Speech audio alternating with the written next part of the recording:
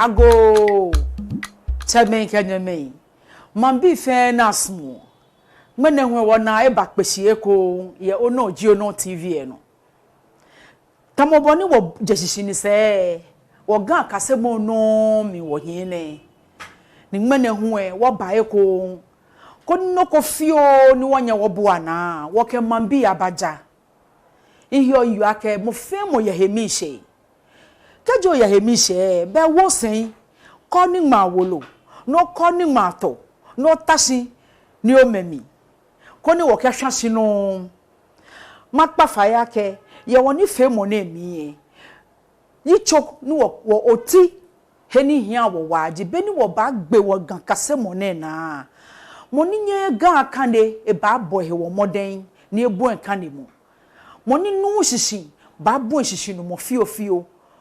bona fe nu wo ke wo wie mo no ke ya nwen e wo ba kpa faya ke mo fe mo aja twi mi nebo wotoe ko ni wo ni tumo e ya ehie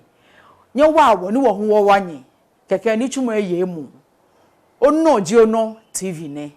ta ka bo ni nyele nye se bo ni wo je shishi mene won cha no aka ble makpa no acha no he won cha woni tumo no mene nye se wo gbena ye ni nga bi ni di he wo mene won cha no ke i shinya ha makaya nyake ke wo che gbamo ne ke gbamo ine efutuo mepi moko kaya blofo mi kaya ngma the letter E in English efutuo me enana si ye gani ma ngabi aten ngabi e ko fe ko ka egbemo hewo kaji okamoko no ya hamoko pe o tonton amenaji wo ba kpa faya ke kaji ona wo ngabi ni wo chole iye ke egba ya ka hamoko ni ke moko gba hu bakaji moko nabo ne ke moko kro gba icheboe o herin le no ni ya ke jo gba ni e wo na kan no ka onda ni manga bi e ko no chake gbe be je lo ke yu e wo no ba wi efe e ya hwe ote no wo won pafai akenye ha anya dwemo aya no kenye nkwe wo TV no nye na ke ni manga bi ni di iye aten ye jame ahane lepe obana no ba chele i si woye wiemo komepe ye osidamo na emi wonyo wo kayo ake gbamo na ma wo blofo ink na ke wo woni ma to ya mi ne no wo game hu ke inki si wole ake nu ele wiemo ni wo ma ke je blofo ma de madam eno no ni makpa fa ihu ake mo fe mo won kase ni mo fe mo wole aka me onu pa ye na me kase ni nke session na me le no ni wo yu na efe e wo kaji ale no wo chame kanya me nye temoko a na wie mo short e hawo ni wo gba mo ni di ohihie e ba ngo wo na wa keke wo fe wo kecha wo ni Kasemɔ no e wo gba ke wo je iye no won ya je makpa fa ni nye kwa wo TV no je ya jame je the letter G je ni cho si je no ni wo cho ye brafo mi ake je le pa egbo je ye gan wie momli e wo wie mo fe wie mo no ba nma ni je yo mi be letter J le pa obangma nya wo kwa wie mo nkomani wo ba nya wo ke gbemo je aje shishi ekoji jata ifi ake mo fe mo le jata lion ogbe ke bi ahie wo ye ni ke moku na ke a lion has a tail ko lo e na chole lion e gangba iji jata ni kaji o ma no ni akeji ohihie lesane wo yu ni ji je e wo je obanyo na wie mo jata yemlin agbene jo valley valley or mountain or valley. The word valley igba ye gaminji jo. Kaji moko ana wiemo kroko mehu boni nko da ne ko na wiemo eko ni obanyo keneke gba mo ne aje hihie gba kan ha mo femu ke ngawo aba no wo kecha woni chumo no keke wo baba k the letter K k ekwo ya check ya hekwo moko ba ma C ehabu shin chohie wie momo ake C be gan wie momli ewo gbiko be na ba habo ni chumoko no ba nu gba mo k no ke C ba wojen ko fe na kampe oton k ya wo kwa wie moko ni wo ba anye wo ke k anje shishi koi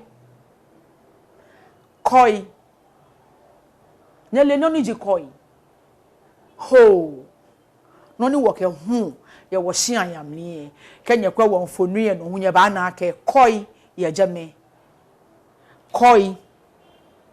wo ye clantey nyele clantey cutlass do hu wo ke hu odwei ano egba di clantey amefen amehihie je egba mo k di ohihie no ha wo ke do ba no ni nyese di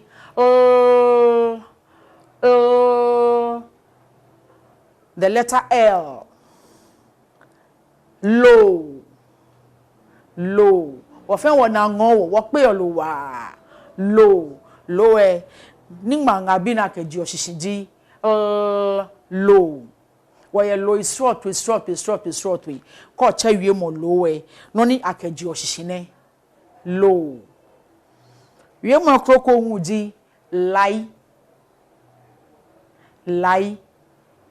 firewood lie no ni wo ke wo latami na ke sheriola na ke ho ni achole lie le hu ke obache lie eshisije gba mo ewo leji no he ni wo yo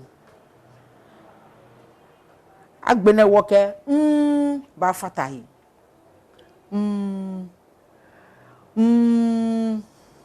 mama cloth mama wo ke ji o mama ma shishin keke mango makpa fai nke mango shi esorobo ni wo male ye gamlin wo kenye nkwe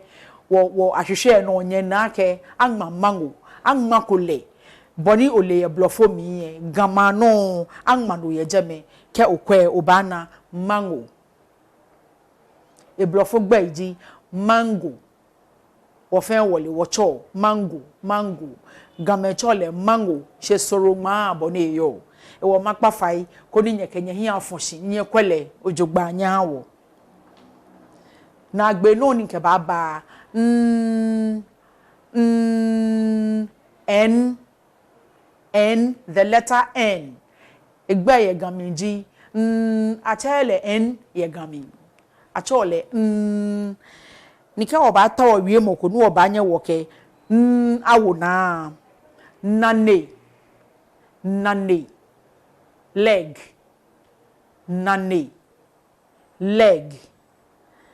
agbene nu water le hu eshisije woke ji oshishi yo mambi nasmu efi ake mene huwe heni woke woni Kasemɔ ba wa ne won fe le pitio bona fe ni nye natwi ni nye kasele ojogba ko ni enyolo mlin dani wo ya wo hi keke ewawo wonu no no fi ofen shishi ojogba no he wo mene wo ken wa bie makpa faya ke kenye teshia ni chumo ni kenye fe mo femu abomoden ni ekwano ni efe ta mo wie mo so to epi no ba na nga bie no ni ji ohihie efe wo fe he hia wo ka anyu ke komeba chiko bana wo bana fenyoma fe ba wawo won danye sha ke ngme na enye febe ye Onor Ji Onor TV no nye ka we kaseni nye yuradon shidaje nye no makpa faya ke boni nchohie wie wonye mime ke wo chame fe ni yo manse ni shobe na me ka me bi ka me na bi ba shishira mo ye Ghana ma na emlie nye fe ka jinye ba oba sumo ni onamoko ne etla obile na jin fio ye Ghana wie momli e ka ne mo ke ma fe won pa bu faya ke wo ye won pe nye fe wo fe wo ba sumo ni wo wa wo he e wo ka ji okwa wo TV eno oba na wo yibo eye no koni otwa ke otwa wo ba gba isane ni wo to hegbajian no koni wo no fe no afi fine ke wo hu wo ko mama papa wo bu mi danye shinwa ake nyebo Onor Ji Onor TV twe kaya shi wo se no wo ba pe ko nwe Dina Naa Anyele Parkins ne nke anye fe nye ke shi akwa mojiro shi wo ke Onor Ji Onor won twagandangbe wo machine ka okwa no Onor Ji Onor ba chi chon ha boe ke mo ojo oba ke bo ake bo machine